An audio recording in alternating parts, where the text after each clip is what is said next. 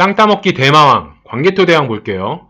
자, 광개토대왕의 업적 보면 이런 거예요. 동해 복속했고, 후연 격파했고, 백제 한성 침공해서 아신왕, 무릎 꿇렸고, 내무왕의 요청으로 왜구를 격파했고요. 비려, 숙신, 이 이민족들을 몰아냈고, 영락이라는 연호를 사용했어요. 뭐, 광개토대왕은 배경지식이라고 뭐, 너무나 뻔해요. 전쟁신, 싸움 엄청 잘하는 왕이죠. 그래서, 과거에 당한 거, 그러니까 그 앞 선대왕인 그 고국원왕이 당한 거 복수해줬고요. 미래에 우리를 괴롭힐 이민족들이 있잖아요. 뭐 몽고라든 아니 몽고는 아니겠구나. 그러니까 우리를 괴롭힐 이민족들도 혼내줍니다. 자, 정복활동부터 볼게요. 동서남북으로 나눠서 보면 동 하면은 동해를 정복했다. 동부여도 복속했는데 이게 이제 부여는 북부여 마지막으로 최종적으로 부여를 정복한 거는 문자왕이에요. 그래서 이 마지막 북부여를 정복하면서 문자왕 때 부여를 완전히 없앴고 동부여는 그냥 동쪽 부여만 복속했다. 이렇게 생각을 하시면 됩니다. 그래서 고구려 첫 번째 왕인 태조왕 때 초기 국가 중 가장 가까운 옥조를 정복하고 싸움을 제일 잘하는 광개토대왕 때 이 동해, 옥조 아래에 있는 동해를 없앴고요. 최대 영토를 차지하는 문자왕 때 부여를 없앰으로 인해서 최대 영토를 차지하게 됐다. 이렇게 생각해서 외우라고 말씀드렸죠. 그리고 서쪽으로는 후연, 아까 전에 선비족, 전연이었죠. 전연이 선비족, 그 전연의 연, 그게 바로 선비족이었어요. 후연은 전연이 전진에게 멸망하고 난 다음에 그 뒤에 생겨서 후연이라고 하는 거예요. 그래서 후연을 격파해요. 광개토대왕은 과거에 당한 거 복수해줬다고 그랬죠. 과거에 어떤 일을 당했어요? 고국 원왕 때 전연에게 한 대 맞았잖아요. 원펀치를 맞았잖아요. 그러니까 전연이 없으니까 후연을 격파함으로 인해서 과거 고국 원왕에 복수를 해준 거죠. 이 후연을 격파해서 요동지역을 확보했다. 이 요동지역을 확보한다. 요게 의미가 있는 거예요. 자, 비교해서 보면 백제 전성기는 근초고왕이었죠. 근초고왕은 요서를 진출을 해요. 광개토대왕은 요동지역을 확보하고. 그러니까 비슷하면서 또 차이가 있으니까 요거는 같이 비교해서 외우시면 될 것 같아요. 광개토대왕 때는 요동, 근초고왕은 요서 진출. 이거는 정복이라고 하기는 좀 애매합니다. 그냥 요서에 진출했다 정도로. 자, 4세기 때 고구려가 요동, 백제가 요서 지방 점령 가능했던 건 이 시기 중국은 5호 16국 분열된 상태였기 때문에 그래요. 아까 전에 고구려, 미천왕도 그 서안평을 점령할 수 있었던 게 5호 16국 분열된 상태였기 때문이잖아요. 자, 광개토대왕 때도 마찬가지입니다. 중국이 분열된 상태로 힘이 없었기 때문에 가능했다. 뭐 이거 참고적으로 알아두세요. 남쪽으로는 백제 한성을 침공을 해서 백제의 아신왕을 굴복시켜요. 그리고 한강 이북 땅까지 차지하게 되는 거죠. 자, 고국원왕이 당했어요. 원투펀치가 누구였죠? 원펀치는 전연이었는데 전연이 이미 멸망됐기 때문에 후연을 격파했다고 그랬죠. 투펀치가 백제예요. 근초고왕 때 당했으니까. 그래서 백제를 공격을 한 거예요. 그래서 한성을 침공한 거죠. 그렇게 함으로 인해서 백제 아신왕을 굴복을 시킵니다. 그래서 암기는 이렇게 생각을 하시면 돼요. 아신왕에서 아신 대신에 아씨. 짜증난다는 얘기죠. 왜? 광개토대왕에게 한 대 맞아갖고 무릎을 꿇었어요. 비교해서 알아놔야 될 게 장수왕 때는 백제 계로왕을 괴롭혀요. 계로왕을 괴롭힌다. 이런 얘기죠. 그래서 계로왕은 참 괴로운 왕이다. 이렇게 생각을 하시고, 자, 아신왕 때는 아씨. 그냥 짜증나는 정도예요. 왜? 광개토대왕 때는 그냥 한 대 맞고 만 거야. 근데 장수왕은 남하 정책을 피죠. 그러니까 광개토대왕은 북쪽을 정복하는 게 광개토대왕의 메인 관심사였기 때문에 남쪽의 한성은 그냥 한 대 때리고 무릎 꿇리고 그냥 그걸로 끝난 거예요. 그러니까 한 대 맞았으니까 그냥 아신왕 때는 그냥 짜증나는 정도예요. 근데 장수왕은 남하 정책 피면서 계속 지속적으로 남쪽으로 계속 치고 들어오면서 계속 괴롭히는 거예요. 그러니까 백제 계로왕은 굉장히 괴롭겠죠. 그래서 그러다 전사해요. 싸움하다가. 너무 괴로워하다가 결국은 죽는다. 그래서 장수왕 때는 백제 계로왕, 광개토대왕 때는 아신왕. 그래서 아신왕 때는 살짝 짜증난 정도예요. 광개토대왕한테 한 대 맞은 정도. 근데 장수왕 때는 남하 정책으로 계속 괴롭혀서 너무 괴로워하다 결국 계로왕은 죽는다. 이렇게 생각을 하시면 됩니다. 그리고 광개토대왕의 업적 중에 왜구를 격파했어요. 신라 내무왕이 요청에 의해서 왜구를 격파하게 되거든요. 이런 거죠. 내무왕이 암기는 이렇게 하세요. 내무왕이 광개토대왕한테 뇌물을 바치면서 도움 요청한 거예요. 이제 신라의 왜구가 쳐들어왔는데 신라 힘으로는 못 막을 것 같아. 그러니까 내무왕의 장기가 뇌물을 바치는 거거든요. 그러니까 뇌물왕이 뇌물을 광개토대왕한테 바쳐서 도움을 요청하니까 그리고 광개토대왕이 그래? 그럼 우리가 가지 뭐.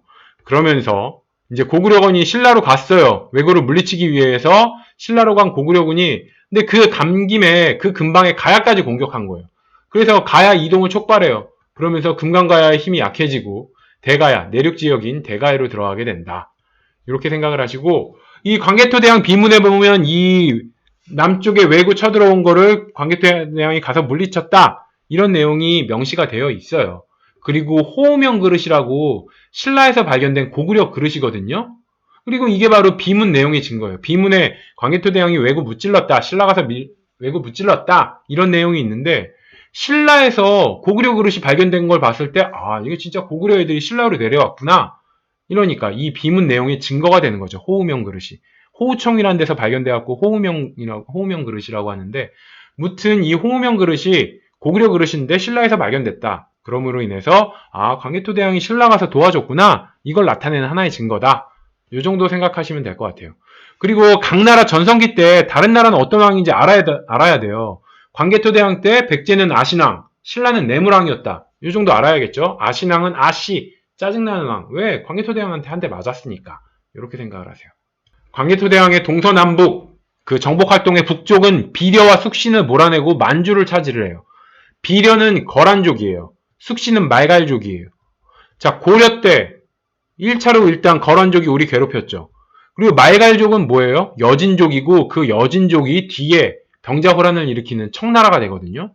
그러니까 이 광개토대왕은 고려, 조선, 우리나라를 괴롭히는 거란족이랑 말갈, 여진족, 그 청나라 이런 족 애들을 우리 광개토대왕이 먼저 미래에 우리를 괴롭힐 이 이민족들을 몰아내고 만주를 차지했다. 그냥 이렇게 그냥 의미를 부여한 거예요. 그래서 우리 민족을 괴롭힌 애들이 외구 우리 민족 괴롭혔죠. 비료, 거란이 요나라고 얘네들도 고려 때 우리나라 괴롭혔죠. 숙신은 말갈, 여진, 금나라, 후금, 청 이게 다 숙신이랑 같은 족이에요. 이게 뭐 여진은 고려 때 우리나라 괴롭혔죠. 후금은 청, 병자호란 때 조선 때 우리나라 괴롭혔죠. 다 우리나라 괴롭힌 이민족들인데 광개토대왕이 다 조져놨다. 이 정도 생각을 하시면 되고요. 자, 영락이라는 연어를 사용해요. 영락 무슨 뜻이에요? 길영의 즐거울 낙이에요. 영원히 즐겁다. 자, 고구려는 전쟁에서 이겼을 때가 제일로 즐거워요. 고구려는 싸움을 좋아하는 싸움의 민족이잖아요. 근데 광개토대왕이 계속 승전해. 계속. 그러니까 영원히 즐겁겠죠. 그래서 광개토대왕은 영락, 영원히 즐겁다. 왜? 광개토대왕이 계속 싸움에서 이기니까. 이렇게 생각해서 광개토대왕 연호는 영락이다. 이렇게 외우시면 됩니다. 참고로 이민족 같은 이름인데 막 헷갈리는 것들이 있거든요. 이거 한번 정리하고 갈게요. 숙신족이 말갈이고 말갈이 여진이고 여진이 금이 후금이고 후금이 바로 청나라가 되거든요. 그러니까 요거에 다 같은 숙신족이에요. 말갈족. 그래서 이걸 어떻게 외우냐? 숙신은 광개토대왕 때 정벌을 했고 말갈은 발해의 피지배층이고 여진은 고려 때 우리나라 여진족이 침공했죠. 금은 고려 때 이자겸이 금나라를 받들어 모셨잖아요. 그 금이에요. 그리고 청은 후금이 병자호란 일으켰고 그리고 후금이 청나라가 되니까 청이고. 이걸 어떻게 외우냐? 요 이민족은 이 말갈족은 명칭이 다 여자랑 연관이 돼 있어요.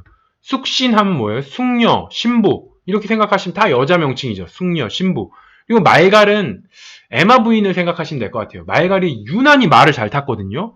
그래서 별무반이라는 별도로 이제 무반을 조직을 해요. 고려 때. 왜 그랬냐?